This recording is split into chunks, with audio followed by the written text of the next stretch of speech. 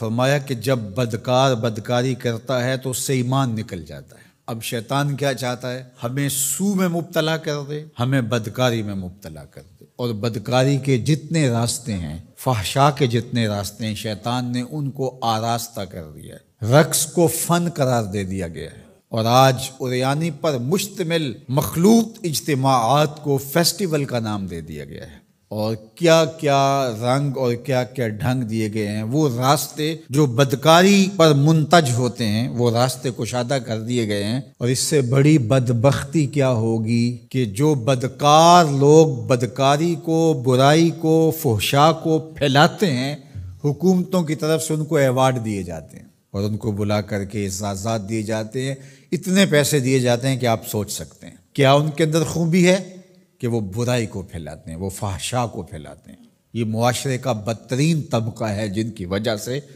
بدی پھیلتی ہے، نوجوانوں کے اخلاق بگڑتے ہیں، ان کا کردار مسخ ہوتا ہے۔ جو شخص بدکاری میں پڑ گیا اس کے دل کا چہرہ مسخ ہو کے رہ گیا، داغدار ہو کے رہ گیا۔ فحشا تو بہت بڑا جرم ہے، عام گناہ کرنے سے بھی حدیث پاک میں آتا ہے کہ دل کے اوپر سیاہ داغ پڑ جاتا ہے۔ اگر بندہ توبہ نہیں کرتا، دوبارہ گناہ کرتا ہے تو وہ داغ پھیلنا شروع ہو جاتا ہے، حتیٰ کہ ایک وقت ایسا آتا ہے پورا دل سیاہ ہو جاتا ہے۔ جب پورا دل سیاہ ہو جاتا ہے تو پھر بدی اور نیکی کا امتیاز بھی مٹ جاتا ہے۔ ایک وقت ہوتا ہے کہ بندہ گناہ کرتا ہے، اس کو چین نہیں آتا کہ میں کیا کر بیٹھا ہوں، لیکن جب گناہ پہ گناہ، گناہ پہ گناہ، بدکاری پہ بدکاری کرتا ہے تو پھر اس کو کوئی پریشانی نہیں ہوتی۔ میں اس کی مثال دوں گا کہ پکا نمازی ہو تو کبھی اس سے نماز چھوٹ جائے تو وہ عجیب بے چینی میں ہوتا ہے کہ آج ہوا کیا میرے ساتھ، قضا بھی کر لیتا ہے پھر بھی بے چین رہتا ہے۔ لیکن جو بے نمازی ہے وہ روز چھوڑ رہا ہوتا ہے، اس کو پرواہ بھی نہیں ہوتی۔ اگر کوئی شریف آدمی کسی کو ظلماً تھپڑ مار بیٹھے تو اتنی تکلیف اس کو نہیں ہوتی جتنی اس کو ہو رہی ہوتی ہے۔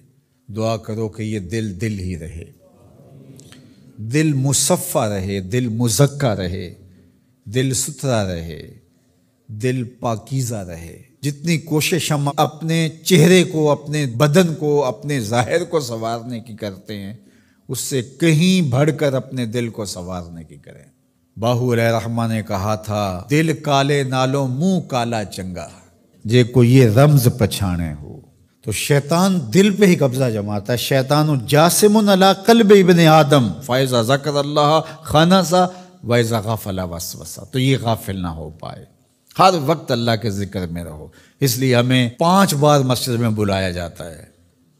نمازیں ہیں تو ہم صبح ساری پڑھ لیں، ایسا نہیں ہے، ہمیں مختلف اوقات میں بلایا گیا ہے۔ صبح اٹھتے ہی سجدہ ریز ہو جائیں، پھر کام پہ جائیں، کام میں انہماک ہونے لگا تو پھر بلا لیا گیا، آؤ جو ظہر کے وقت، پھر گئے، تھوڑا وقت گزرا تو پھر انہماک ہونا لگا، کھونے لگے تو کہا پھر آ جاؤ عصر کے وقت، پھر چھٹی ہوئی، گھر جانے لگے، کہا پہلے نماز پڑھ لو، پھر کھانا کھایا، بچوں میں بیٹھے، کھیل کود میں لگے، دل غافل ہونے لگا، کہا آ جاؤ پھر عشاء کے وقت آ جاؤ۔ اور نماز سے پہلے بھی ذکر، نماز کے بعد بھی ذکر، سونے سے پہلے ذکر، سونے کے بعد ذکر، اٹھتے ہوئے ذکر، کھاتے ہوئے ذکر، کھانے کے بعد دعا، آئینہ دیکھتے ہوئے دعا، لباس بدلتے ہوئے دعا، سیڑھیاں چڑھتے ہوئے، سیڑھیاں اترتے ہوئے، کسی چیز کو دیکھتے ہوئے، کسی مومن کو ملتے ہوئے۔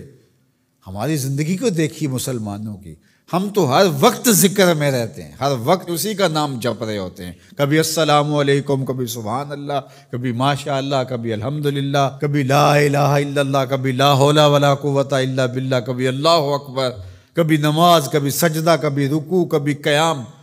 کیسی زندگی ہے مومن کی۔ اور 8 دن کے بعد تفصیلی روشنی کے لیے ہم مسجدوں کے اندر حاضر ہوتے ہیں، اس میں خطبہ سنتے ہیں، اس میں گفتگو سنتے ہیں، بیٹھتے ہیں، ذکر فکر کرتے ہیں، اور پھر ماہ سیام آ جاتا ہے تو پوری ٹیوننگ ہو جاتی ہے پورے جسم کی۔